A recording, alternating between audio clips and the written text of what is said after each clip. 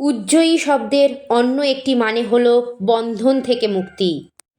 উজ্জয়ী প্রাণায়াম অভ্যাসের ক্ষেত্রে নিঃশ্বাস টানার সময় পেট এবং বুক উভয়ই বেশ ফুলে ওঠে, ঠিক যেন যুদ্ধজয়ী, গর্বিত এবং আত্মবিশ্বাসী একজন সৈনিক, যে কারণে একে ব্রিথ অফ ভিক্টরি বলা হয়।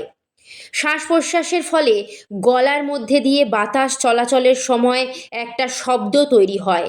সমুদ্র তটে দাঁড়িয়ে বাতাস এবং জলের সংমিশ্রণে তৈরি শব্দের সঙ্গে যার সাদৃশ্য পাওয়া যায়, এই কারণে একে ওশিয়ান ব্রিথও বলা হয়।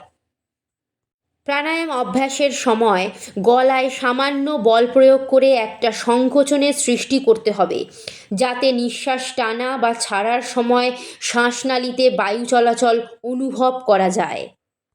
নাক দিয়ে নিঃশ্বাস টানার এবং ছাড়ার সময় গলার উপরে চাপ বজায় রাখুন।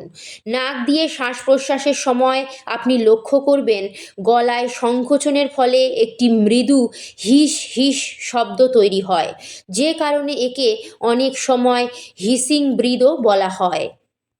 গলার উপর চাপ প্রয়োগ করে নিঃশ্বাস প্রশ্বাস অভ্যাস করাই হলো উজ্জয়ী প্রাণায়াম।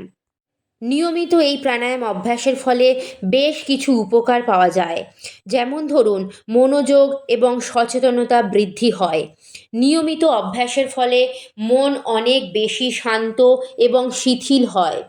শরীরে এবং মস্তিষ্কে অক্সিজেন সরবরাহ বৃদ্ধি করে এবং রক্ত চলাচল বাড়ায়।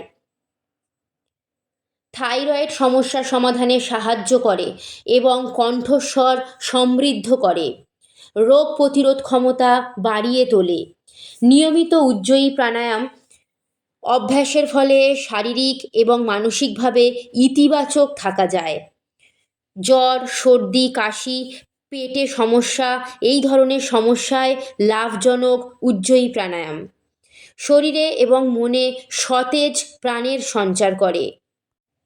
প্রাণায়াম অভ্যাস প্রায় প্রতিটা মানুষের জন্য সুরক্ষিত, কিন্তু কিছু ব্যতিক্রমী ক্ষেত্রে এই অভ্যাস থেকে বিরত থাকা উচিত। উজ্জয়ী প্রাণায়াম অভ্যাসের সময় ক্লান্তি বা মাথা ভার লাগলে তৎক্ষণাৎ অভ্যাস বন্ধ করে কিছুক্ষণ বিশ্রাম নেওয়া উচিত। উজ্জয়ী প্রাণায়াম একটি অগ্রিম স্তরের নিয়ন্ত্রিত শ্বাসকার্য অভ্যাস, যা সাধারণত একজন অভিজ্ঞ ব্যক্তির উপস্থিতিতে করাই বাঞ্ছনীয়।